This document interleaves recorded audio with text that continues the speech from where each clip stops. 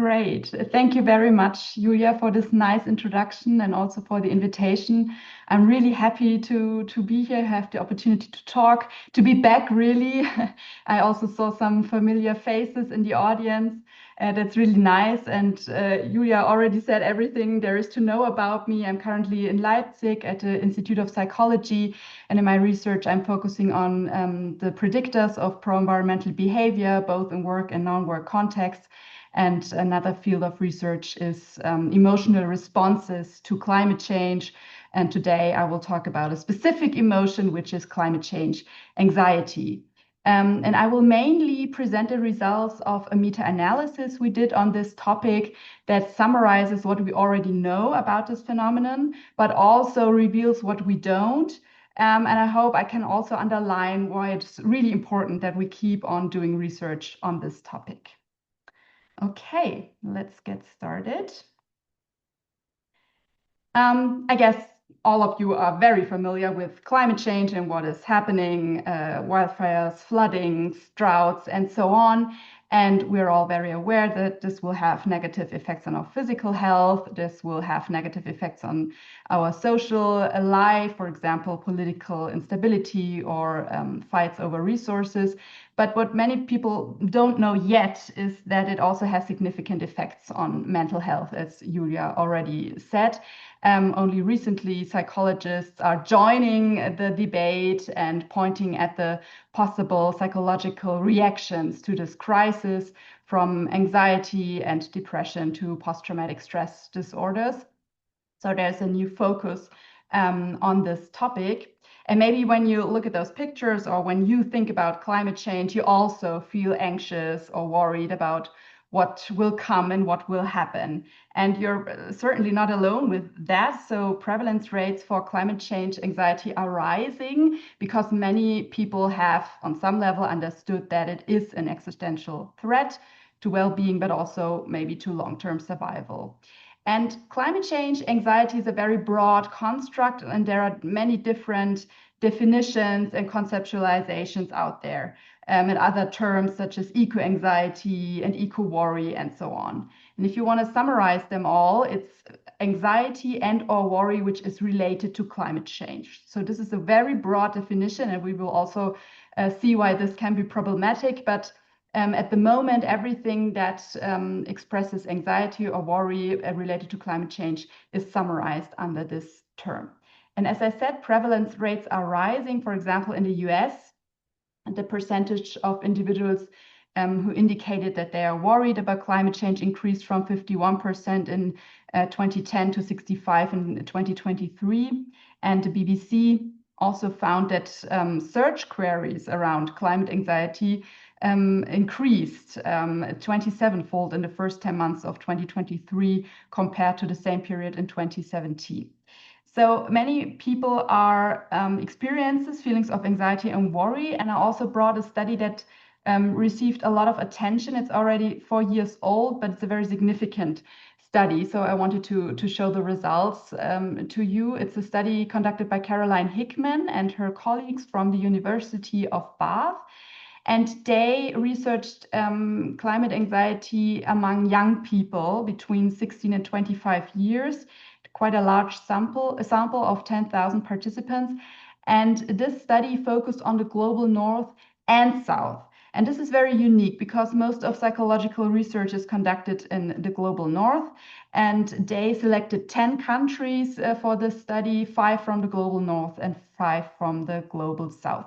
Collected data in 2021. And they found that there are generally very high levels of climate worry among these young people. So if you look at the last bar on the bottom for all countries, you can see that almost 60% indicated that they were very or even extremely worried about climate change, which is quite a high number. And you can also see that there are differences between the countries. For example, the Philippines, the second bar from the top, more than 80% indicated that they are very or extremely worried about climate change. On the other hand, in Finland, It were not even 40% who said the same. So we have huge differences here. Of course, this is because the Philippines will be affected by climate change sooner and maybe also more severely than Finland. But overall, we can see that especially young people are really struggling with this topic, and it impairs their well-being. So there's a huge focus on this topic, also on a societal level. And of course, research also started to look at it. So research on the topic has accelerated very rapidly, especially in recent years, so the last 5 to 10 years. But this literature was very scattered across disciplines, so not just psychology, but also educational science and sociology. And there's a multitude of definitions and construct names and conceptualizations. So it was very difficult for practitioners or science communicators to get an overall perspective. What do we know about climate change anxiety? And that's always a good reason to conduct a meta-analysis. So that's what we did. And I'm not so, I don't know how familiar you are with meta-analysis. So I have a very short detour about what meta-analysis are and why you do that. So it's just one slide. I hope it's not too technical. Okay. Let's assume you have one study that investigates the association between climate change anxiety and political orientation. Okay, it has a result, and then you know, okay, there's a connection maybe about 0.2. Then another study comes up, and then another study. And now you have 3 studies, and imagine that gets more and more, and then you have 5 or 10 studies, all focusing on that same relation. Then you may want to know, what is the overall association between climate change anxiety and political orientation across all of those studies that exist on this topic? And now imagine that the same is true for other associations. For example, associations between climate change anxiety and personality traits, or with pro-environmental behavior. So what you want to do is you want to combine all those primary studies out there to get an overall perspective about these associations across all available studies. And of course, you will do corrections for sample size and measurement error, but the aim is that in the end, you have overall relations, for example, between climate change anxiety and political orientation across everything that is out there. So that's what a meta-analysis does. It quantitatively integrates current knowledge on a topic. And we did this for climate change anxiety. The study is now published in Global Environmental Change, and we considered 33 correlates of climate change anxiety. So this also gives you an idea of how much research has been done in this area. On the right, you can see our conceptual model. We separated these correlates into conceptual antecedents and conceptual consequences. Conceptual antecedents is what things do we expect predict climate change anxiety? When is climate change anxiety more likely? And conceptual consequences refer to what happens if you experience climate change anxiety in terms of behavior, in terms of well-being. I have to be very cautious here, but because our literature base was primarily cross-sectional, so we cannot draw any causal conclusions. So this separation into antecedents and consequences was really based on theoretical arguments rather than empirical evidence.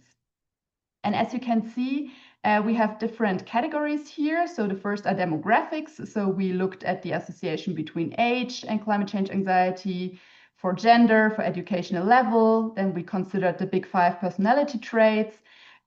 We considered different attitudes, such as political orientation, environmental attitudes, values, connectedness to nature, future orientation. We also considered different climate change perceptions, such as beliefs in climate change, associated risk perceptions, perceived scientific agreement on climate change, trust in government to mitigate climate change. And on the outcome side, we considered different forms of behavior, private pro-environmental behavior, such as recycling, but also collective climate action. So that would be something like demonstrating or activism, other forms of activism, also climate policy support. And we also considered associations between climate change anxiety and other climate change related emotions, as well as different well-being indicators. Importantly, for all these variables, at least 3 primary studies had to exist. So for age, for example, there are at least 3 studies out there that considered this association, so we could include it. We also found other studies that considered different variables, but only 1 or 2 of these associations were represented in the literature, and we did not include it. So every variable here is at least represented 3 times in the literature. So we were interested in the main effects, so the main associations across these constructs, but also in moderator analysis. So we considered how was climate change anxiety measured, and also how was the study quality.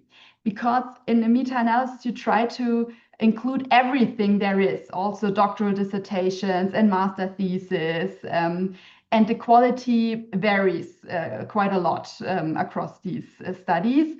But you want to be inclusive, include them all, and then account for study quality in moderator analysis and see if this makes a difference. So we also did that. Okay, a little bit about the method. So just that you have an idea what we included. First, we pre-registered materials, hypotheses, and so on. And then we conducted a database search in Web of Science, ProQuest, and PsycInfo.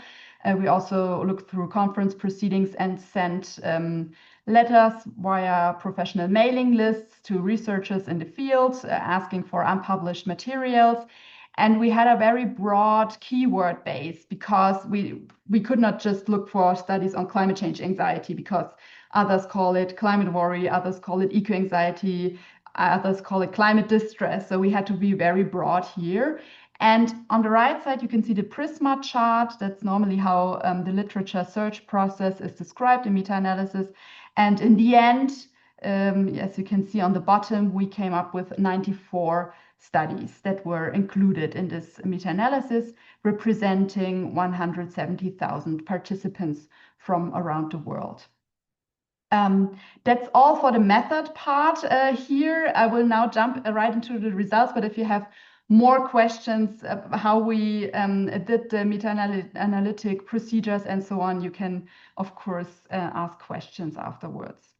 So for the results, I said that we included 94 studies, and most of them were journal articles. But we also had quite a lot of unpublished materials, also unpublished data sets, preprints and so on, and some conference proceedings, some theses. And as for the included studies,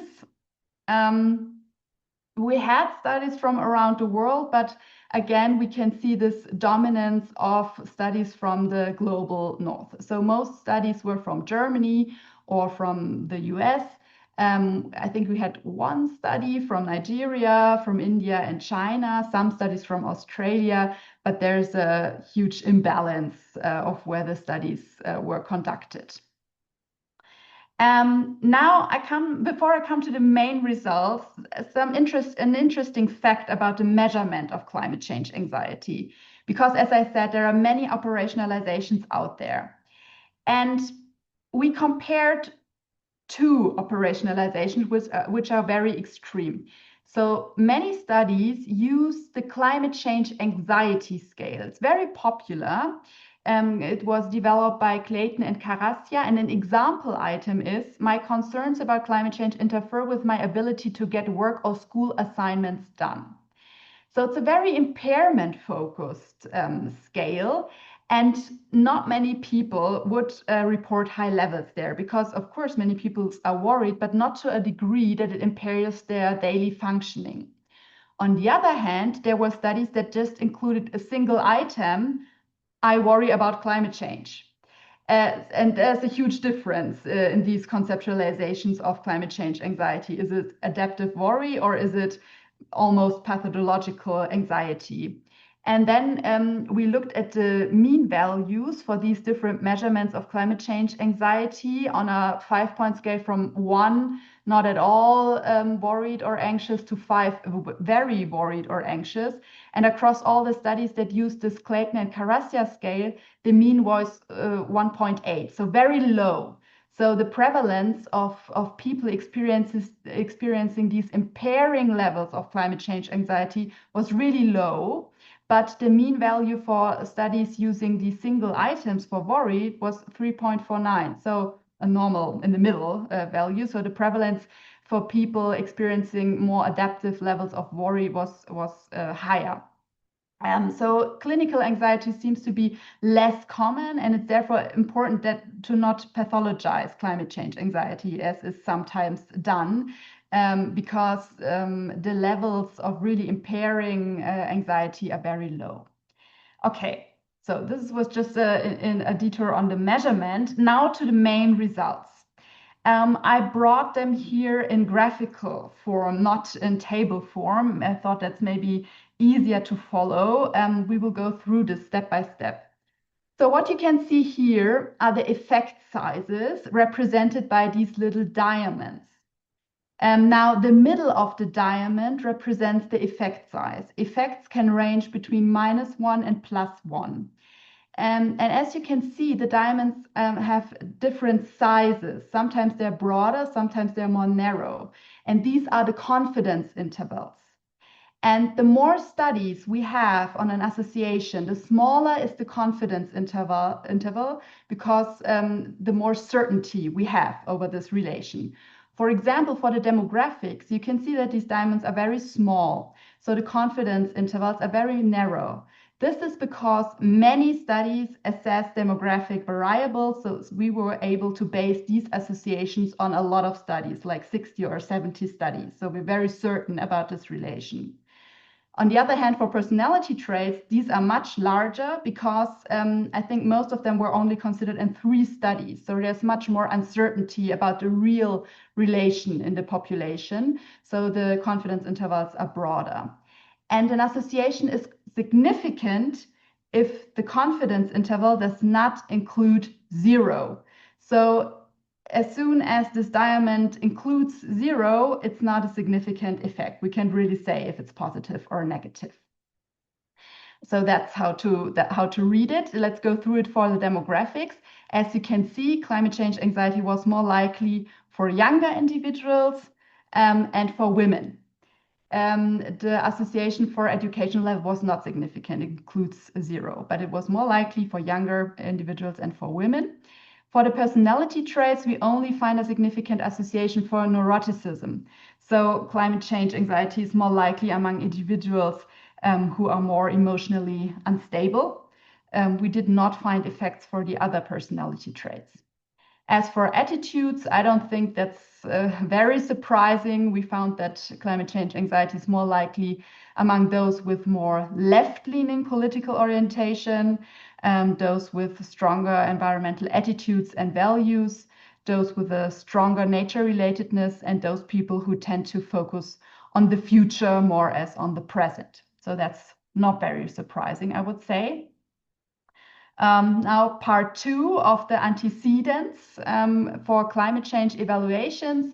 Also not surprising, we found that climate change beliefs and climate change risk perceptions, as well as perceived scientific agreement on climate change, were positively related to anxiety. So the more I think that climate change is real, that it's bad, and that scientists really know what it's about, the more anxious I will feel about it. Interestingly, we did not find a significant association for trust in government to mitigate climate change. So we would have expected that the more I think my government can do something about it, the less reason I would have to worry or be anxious. But that was not the case. And also, we did not find an association for climate change knowledge. And I will come back to that later because that's also quite an interesting association. Another surprising finding was that efficacy beliefs were positively related to climate change anxiety. Efficacy beliefs are perceptions about the capabilities of myself or others to mitigate climate change. So self-efficacy is my perceived ability to do something about climate change, and collective efficacy is my perceptions, how good we as a collective are equipped for addressing climate change. And we thought that the stronger efficacy beliefs are, the less reason, again, I would have to worry about climate change, but it was the other way around. Stronger self-efficacy beliefs were associated with more anxiety. This could be explained by motivated reasoning. We have some tentative explanations for why that is, but I don't want to go into detail here. And then we found that it was also positively related to pro-environmental norms, as well as to direct and indirect exposure to climate change. So people who had directly experienced the consequences of climate change or who were confronted with related information on a frequent basis also reported higher levels of anxiety. Now, these were the main results for the antecedents. And now I want to come back to this knowledge thing, because the association between climate change knowledge and climate change anxiety is much debated, because some people say the more I know about it, the more anxious I will be, because then I know more about what will happen and how bad it is.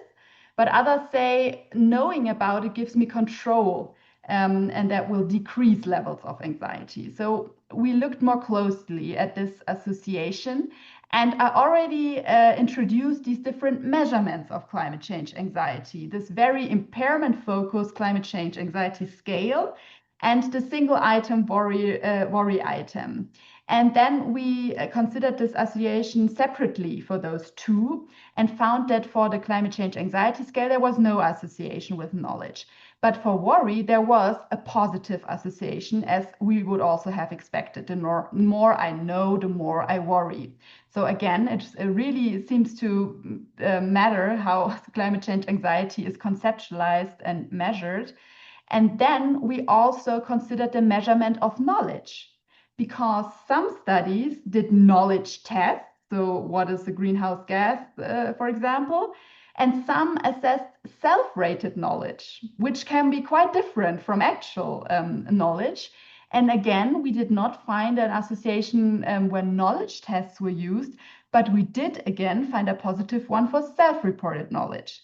That's also really interesting. So we concluded that maybe greater knowledge may lead to greater worry, but not necessarily these impairing levels of anxiety. And also subjective knowledge might be more important than actual knowledge about climate change. So that was another interesting finding here. Okay, last results slide for the consequences, the conceptual consequences of climate change anxiety.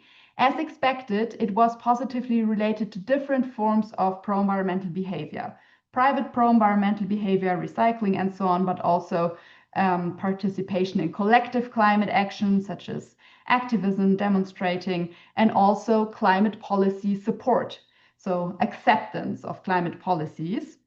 There were also relations with other negative climate change emotions, such as anger, for example. And then we did find that apparently climate change anxiety is associated with lower levels of well-being. There was a negative association with subjective well-being and more psychological strain, more generalized anxiety. And that's an important finding because it underlines the double-edged nature of climate change anxiety. So on the one hand, negative emotions are very important for us. They're our superpower because they signal that something's wrong. They signal that we care about something, and they energize action. They make us act, and they foster problem-solving thinking. Without negative emotions such as fear, we would be extinct, because if we were not fearful when the lion is standing in front of us and we didn't run, it would just eat us. So negative emotions are very important in our evolution, really. But when these emotions get too strong, too high, they can paralyze us and impair action. So for climate change anxiety, it seems that a medium level is ideal to spur action. If you don't worry at all, you may deny or ignore the problem. But if it's too high, it could impair your well-being, lead to depressions or psychosomatic complaints, leaving you unable to act. So there might be a U-shaped association that has not been found in many studies yet, but from a theoretical point of view, this double-edged nature suggests that medium levels of climate change anxiety are ideal to spur much needed action. Okay, no, that's the last results slide, but I promise this is the last results slide. For study quality, because I already teased at that we assessed study quality and looked at the associations and if they differed depending on study quality. And we found that several relations were stronger in higher quality studies, especially for the behavioral consequences. And this suggests that low quality studies run the risk to mask true relationships, could lead to underestimation. And in this case, study quality was mainly based on methodological issues. So there's a whole checklist for cross-sectional studies. And we found that it could be that low quality studies underestimate true relations. Okay, from all of that, what would we say? What do we need to do in the future? So obviously there's not enough research from the global south. This is unfortunate because countries of the global south will be affected much stronger by climate change than the global north. And also they have different cultural orientations and traditions and also different relations to nature. And we don't know anything about that yet. So we really need to do more research there. We also saw that we need more methods and designs that allow us to draw causal conclusions, because of those 94 studies that we included, 89 were cross-sectional. So almost no experimental or longitudinal studies that could say something about temporal precedence or causality. And a huge problem is that the measurement of climate change anxiety is a mix of worry, adaptive worry, and very severe forms of anxiety, almost clinical forms of anxiety, but it's all called the same. And here we need to be nuanced and differentiate more to really understand what we're talking about. Last slide for policy implications. What does this mean? What do these findings mean? Climate change anxiety seems to have a dual nature. It could be bad for well-being, but it's also a motivator for climate action. So that's what these results suggest. So we should not try to get rid of climate change anxiety because it's adaptive. It's a normal reaction to an actual threat. So rather than dismissing it, we should give individuals opportunities to channel this anxiety into action, because research also found that getting active, doing something about it, can be a healthy coping mechanism to cope with climate change anxiety. And also our results suggest that some people might be more likely to experience climate change anxiety, especially younger individuals, or those who are confronted with climate change, not just those who have experienced climate change consequences, but also those who are frequently dealing with climate change related information, so scientists, politicians, for example. And these need targeted support. Especially for the younger individuals, we need climate education, coping strategies in schools and university, so that they can learn how to cope with this anxiety and channel it into adaptive action. Yeah, so that was an overview of the current state of research on climate change anxiety. Maybe you also learned something new about meta-analysis. I hope it was not too technical. If you're interested in details, you can check out the paper here under this link. And of course, I'm happy to answer any questions you may have. Thanks for being interested.